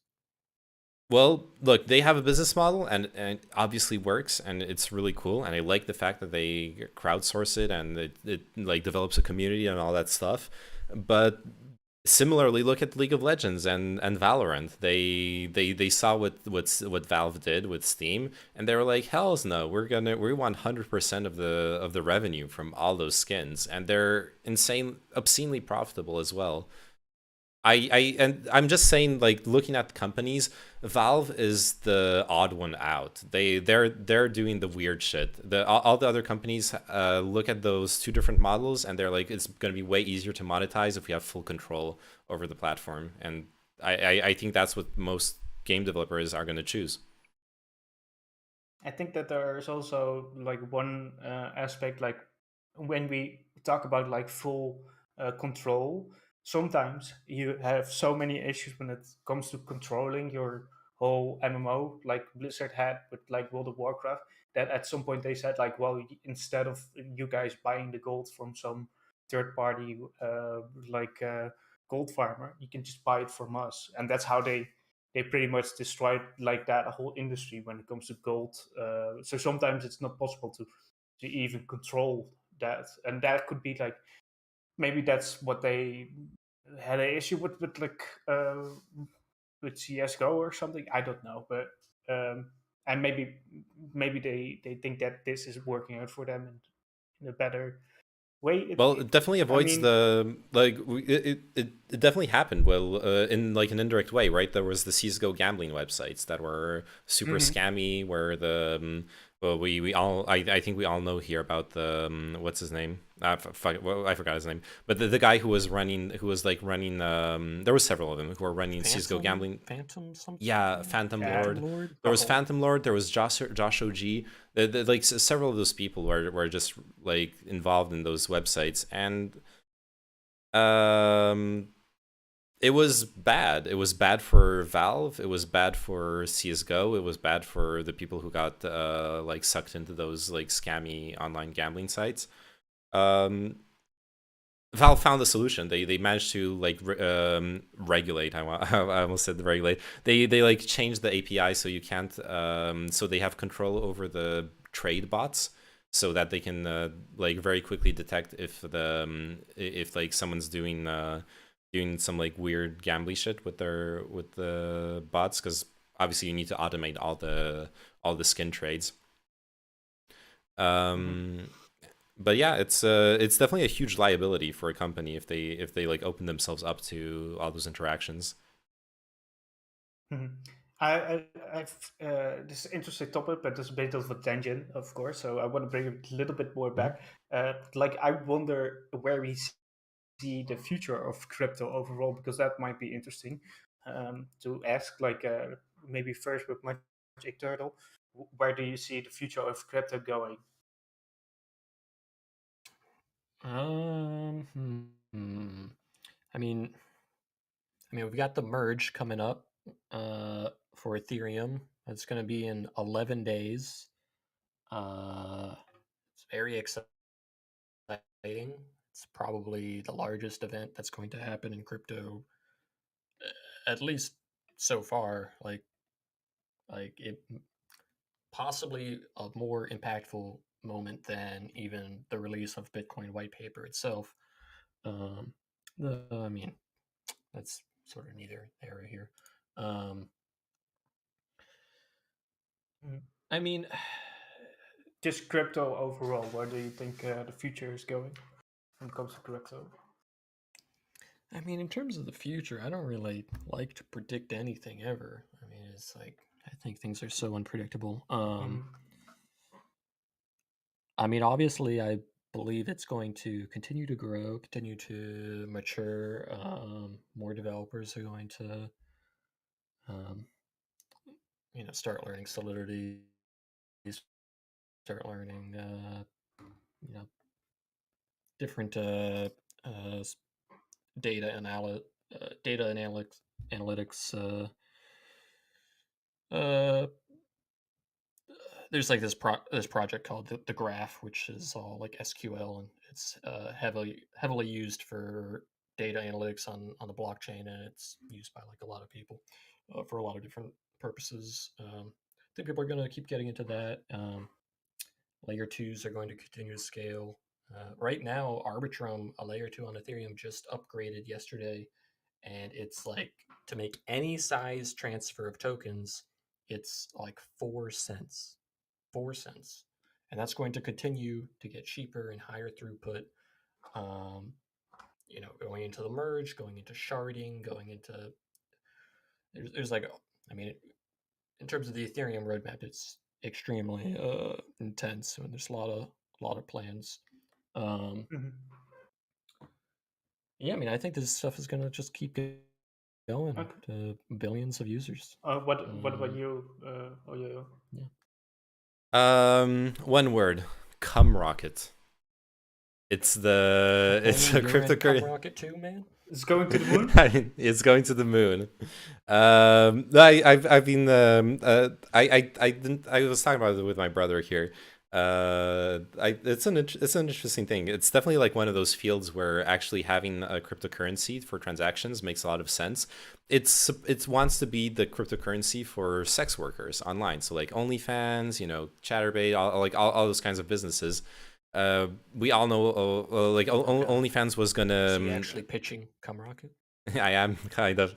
OnlyFans was going to lose their like payment provider because porn and with something like a I'm cryptocurrency. sorry, I have to step in. No. Okay. No, not cum rocket. That's not it. Anyways, I just can't. I don't know. I don't know what intellectual level everyone is out there who's listening, and this is like a rug pull project. it could be. I'm not pitching it to saying like pump your money into it. I'm talking about it because the topic is like what's useful in crypto, and it's Mimi because it's porn, it's cum, but also because that is definitely a field where I think it makes sense to have a like decentralized currency to be safe from like why can't people pressuring. Why does it have to be a special currency specifically for sex work? Why can't Oh, it doesn't have to be. Yeah, it could just be private Ethereum currency? or Bitcoin or whatever. Yeah, absolutely. No, that's the fact that it's like it's obviously a meme. On the like, Listen, you never know with people. Okay, you gotta. yeah, Like, I don't know. I've been blown away many times before, so I step in. But fair sorry, enough. go ahead. No worries. No. More generally speaking, I think Magic Troll was on point with like all the like different improvements to the technology that are going to happen. It is to me always a bit weird where like what we were talking about earlier. There is this split in the world of people interested in crypto, where you have the people who are just interested in going to the moon and like gain a bunch of money, and there's the people who actually care about the technology and and like the fundamentals in a certain way.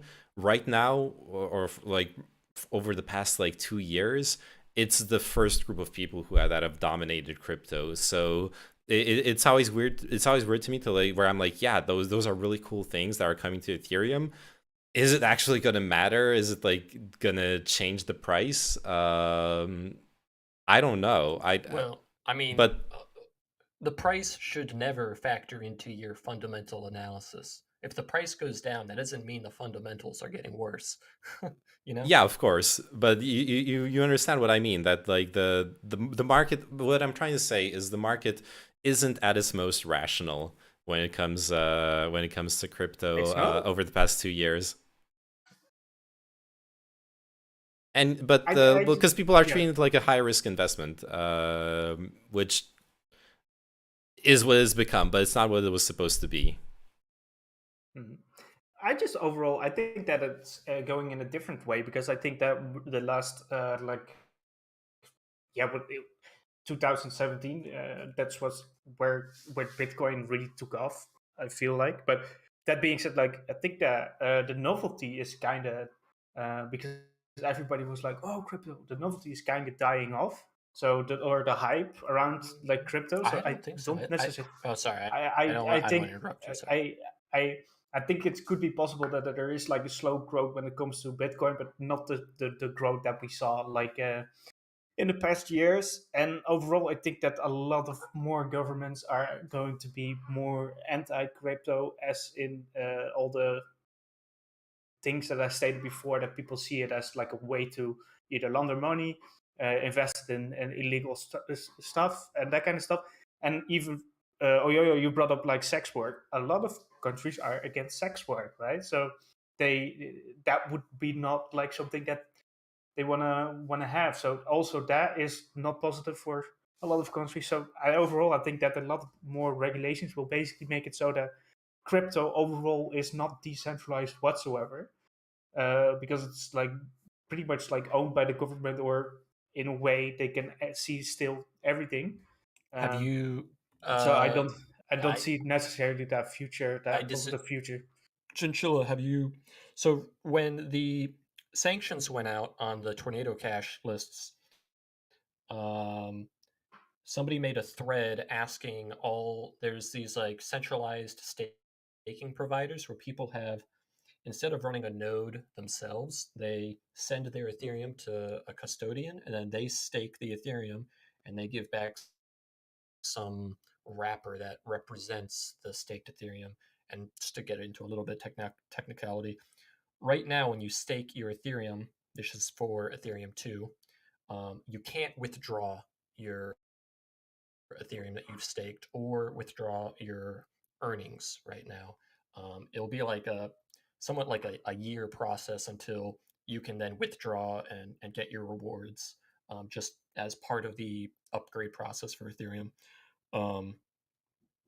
So basically, somebody made a thread and asked all these major custodians who provide staking services for Ethereum if the US government ordered you to start censoring transactions, as in censoring transactions with the sanctioned smart contracts, would you comply? And most of them, I believe, I think it was like 60% of them, 60% plus, said that they most likely would comply. And then a follow-up poll was posted on Twitter where it said, if they start censoring transactions, do we as the Ethereum community hard fork and burn all of their stake? Like burn the Ethereum that is custodied by these centralized providers. And they voted yes. And Vitalik, the founder and creator of Ethereum, also voted yes. So I think there's a strong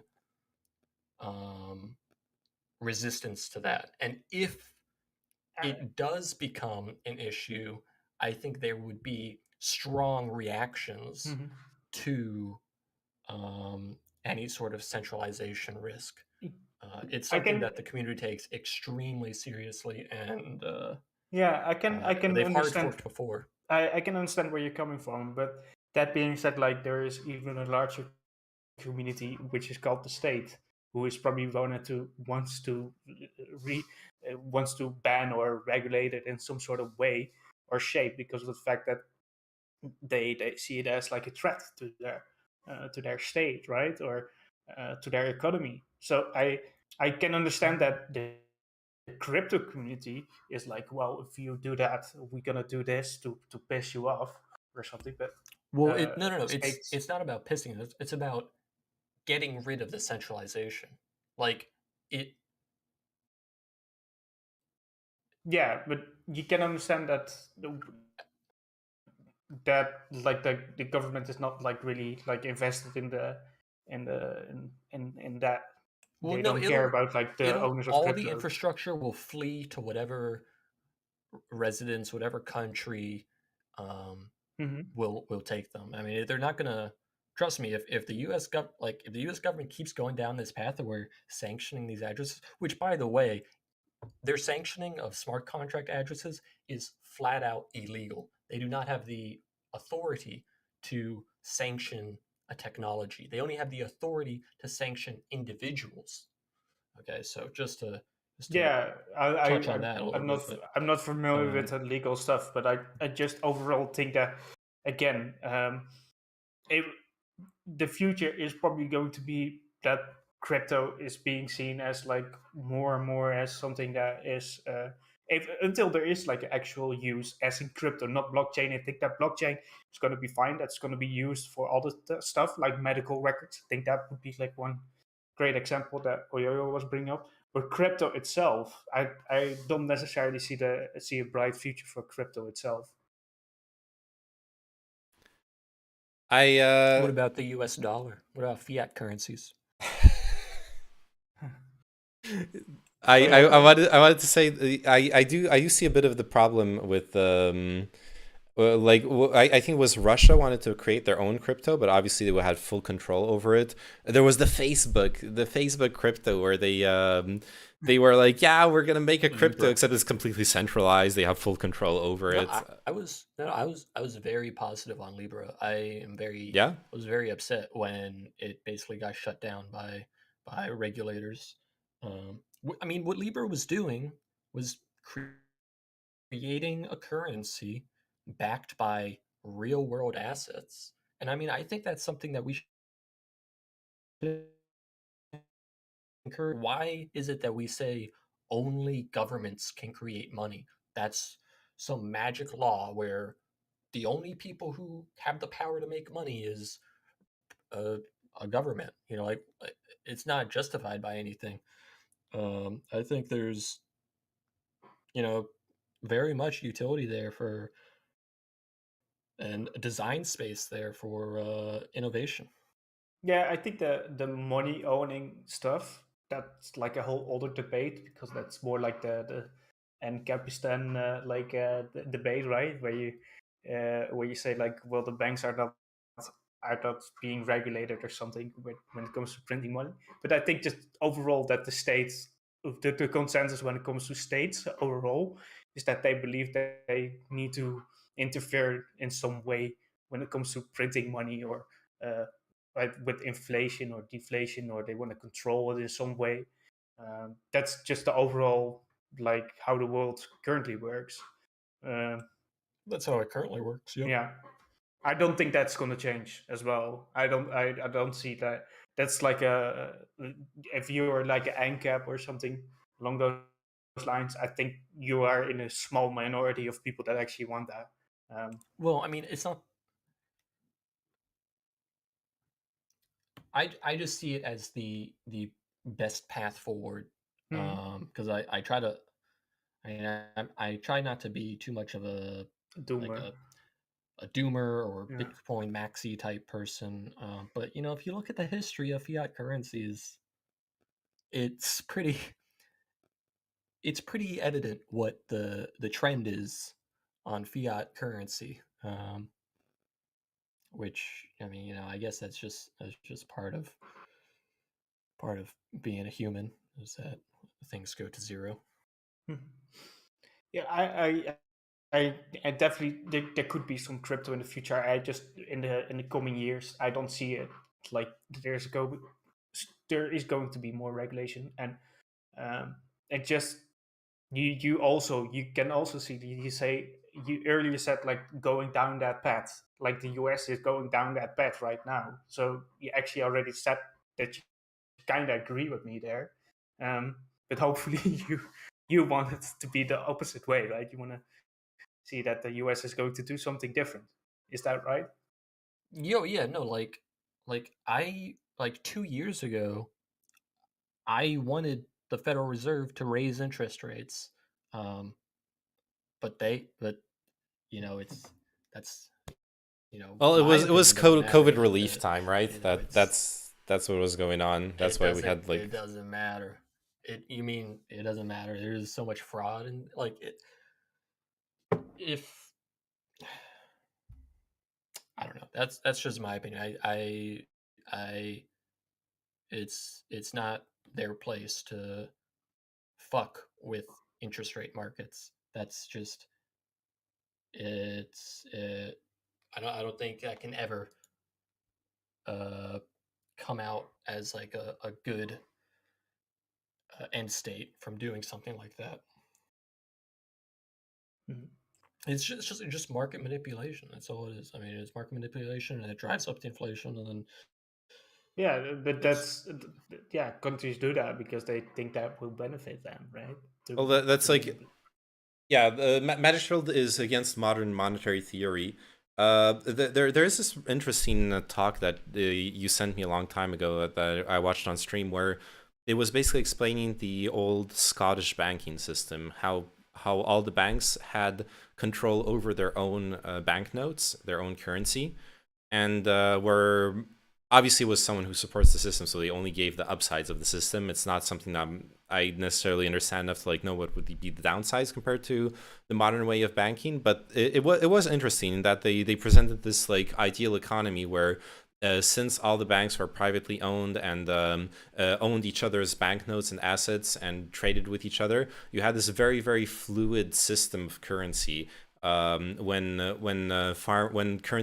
more currency was needed, the banks were making more currency, but they were also holding each other accountable in this like ideal like free market capitalism way.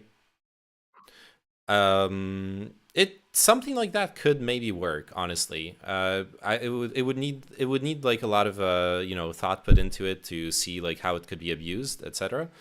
But maybe that kind of system could like handle like publishing banknotes and inflation in healthier ways than a centralized system. I don't know.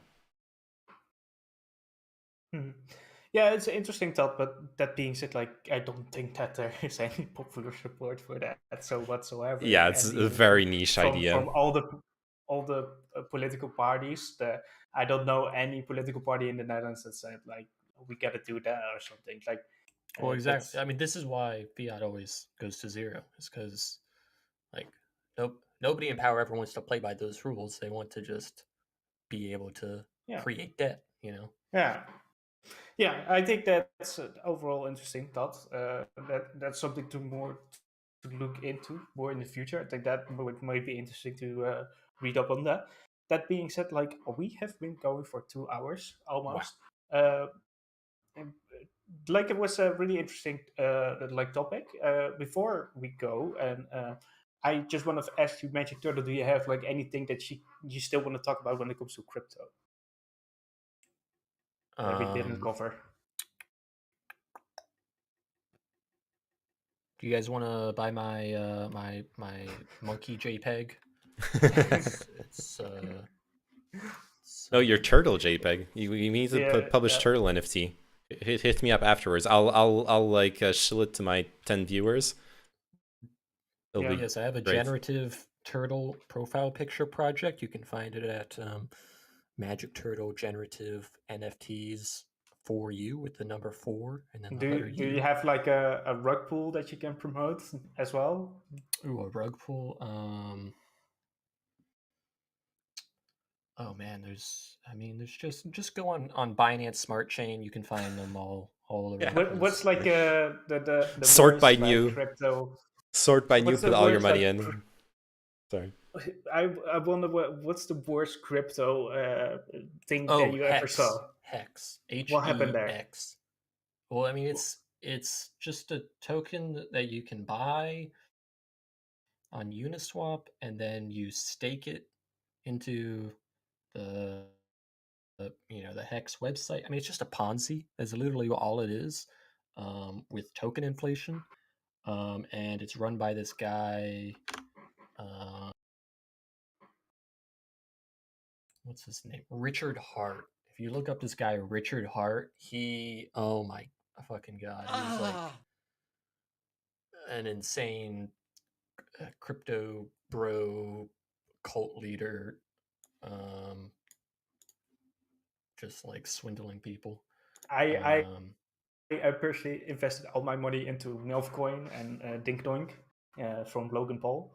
So there you go.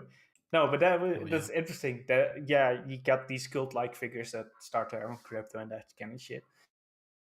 But that being said, like Magic Turtle, thank you for coming on. I really appreciate it because it was an interesting thought. Where the fuck is Elysium? We don't know. Yeah. apparently, but we all know in I'm the too future. alpha for him. Yeah, Too much of a he Chad. was like, I'm not He's gonna join this pussy dog. debate because these people are too smart when it comes to crypto and that kind of stuff. So that being said, also, oh yo, thank you for coming on again. So I really appreciate it. Maybe like I don't know if you guys just want to do a closing statement about like crypto. I think we pretty much covered it when it comes to the future. Um, I think we covered it. So that being said, like thank you guys for joining, and this was a lip praxis. So thank you for everybody that was watching, and I'm gonna send you guys off to. Are you going to keep on streaming, Oyoyo? Nope. Okay, then send you guys off to somebody else. So to Chris Speaks. So yeah, Yeah. there Thanks we go. for So talking with me, guys. I enjoyed it. Hopefully, honestly, it was an interesting talk. I think it was an honest talk. It wasn't like spicy or something, but it was interesting to talk about this stuff. So It would have doesn't been have to funny be if spicy all the time. yeah, it would have been Yeah, funny sorry. if Elysium came on and like argued like hardcore, anti crypto sentiment. That would have been funny. No, it would be funny if he suddenly became like pro crypto. Because then I was like, what the fuck? Elysium pro Yeah. crypto? That would be funny. Honestly. Yeah, Yeah, I did have please. I did have like a spicy two spicy Yeah, debates guys. with. Oh, sorry. No, I did have like go a ahead. couple spicy debates with Magic Turtle about the like energy, like clean crypto and the energy costs and stuff like that. Oh yeah, it's But- such a. I mean, that's a spicy topic because I feel like there's like huge smears against crypto and Bitcoin in terms of the energy usage. That is just insane hypocrisy. There is a lot of disinformation on it for sure. Like I definitely I hope you felt like I definitely did feel like we could meet somewhere halfway through on that topic, but even though I disagreed on like other things. Yeah, Everybody knows about like the energy cost about like crypto mining and that kind of stuff. Um, I don't have like a really strong opinion because people use energy for a lot of bullshit. So to say like it's not can be used by crypto mining, that kind of stuff, I think that's pretty done. Just the biggest offense is that like over 50% of the energy used on the Bitcoin network is green energy, is renewably generated energy, not like carbon credits or shit like that. It's literal green energy. And that's just because of the dynamics of the market. Like they go to cheap energy, they invest in cheap energy. And so that's just Iceland is a great example of like the geothermal energy and that they do a lot of crypto mining over there. Yeah, or the Because Sichuan province the in energy China. is so cheap. Oh, sorry. That's banned no now. longer over there. Yeah, no longer, but because that was that was like the big meme for me with the like learning about it. How many like how hard it is to transport energy, or when you have an energy surplus, like in summer, with like renewables and stuff, like all that excess energy, it might as well go into mining some crypto. Like it's just like added value at that point.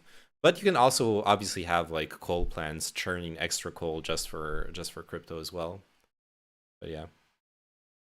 Yeah, but people make these arguments against crypto, but then again, when it comes to doing dumb other stuff with like energy, there's like people are no not against that. social So capital behind criticizing YouTube for its electricity usage. There is a little There's bit, though. no- The people do mention it from time to time, like the energy costs of social media and all that stuff. But you're right that it's less talked about, even though it should be more talked about. I'll agree with that. But some people do bring it up. yeah, that Also, being said, like one thing why I'm hating crypto is because of the fact that they all use those GPUs and that kind of shit, right? yeah, Oh yeah, They the gamer all the wrath. yeah, the gamer. That's why I hate crypto. No, I'm just kidding. But that's actually that's one of those. There is some value there to say like, well, this is being used so much by crypto, and it's pretty bad for like the global market, right? Would you agree there, Magic Turtle? I mean, more demand on processors and computer hardware, I think, is good for the world because that encourages more factories, more production capability. I Yeah, mean, but that the issue is there that we only have like limited supply of like certain well, shouldn't the materials, right? Like, highest bidder be able to bid so that we get more production capabilities faster? yeah, I can understand what you mean, but it's more like the resources are limited. So at some point, it just the price of all those products become way more expensive. And I just overall, I think that there is something to be said, like that we don't want to have everything to go into the crypto mining, because like how the price Yeah, skyrocketed, and right? I I mean, think also I will that's say not really good. proof of stake is the path forward. Long term, if Bitcoin makes it, if I had to bet, I would bet that Bitcoin in the future at some point moves to a proof of stake model, simply because the emissions are going to be dying off, and it just won't make sense really. Like you'll the network security will start to deteriorate as the emissions go down. I do prefer proof Mm. of cutlet, but I like steak too. That's fine. I wonder when it comes to altcoins and that kind of stuff. Like, do you see any like altcoins like succeeding? Yeah, like besides like because Yeah, if people talk absolutely. about crypto, they generally don't think they think about Bitcoin and Ethereum Yeah, I and mean, the rest. there's Mhm. there's this project called Curve, which is one of these AMM platforms.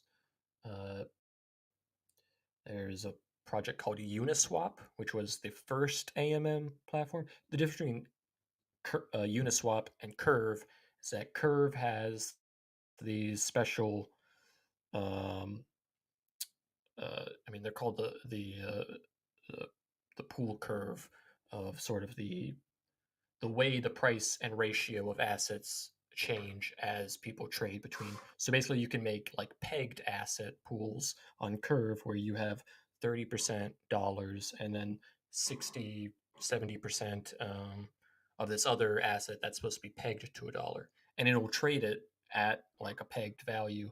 And basically, it encourages the rebalancing by when you deposit assets in as a liquidity provider. But I mean, this stuff is like all extremely fucking complex and requires a lot of reading to ever become sort of comfortable with like even what the fuck you're I'm talking about here. You had But me at yes, there pegging. are altcoin. There's altcoin projects on Ethereum. I shut off And my stream, and suddenly Oyoyo is like packing cutlets, and he's just memeing now. So yeah, I was what the just fuck, dude? shitposting, yeah. I'm sorry. Yeah.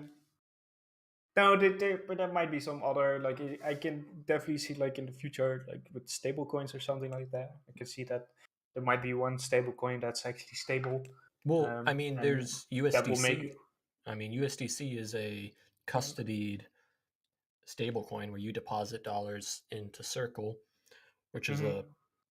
I think Circle is a subsidiary or maybe a standalone organization from Coinbase. And so you deposit dollars in and they give you a stable coin back. And USDC is the most popular stable coin. And they have the ability to basically freeze anybody's address who, if they're ordered by the government to do that, they can freeze the coins. And it's extremely popular. But there's also uh, one of the more exciting things about like stable coins is like non-dollar pegged stable coins. So there's this one token called RAI, which is basically a stable asset that is borrowed against Ethereum. And that's the only type of collateral it can borrow against. and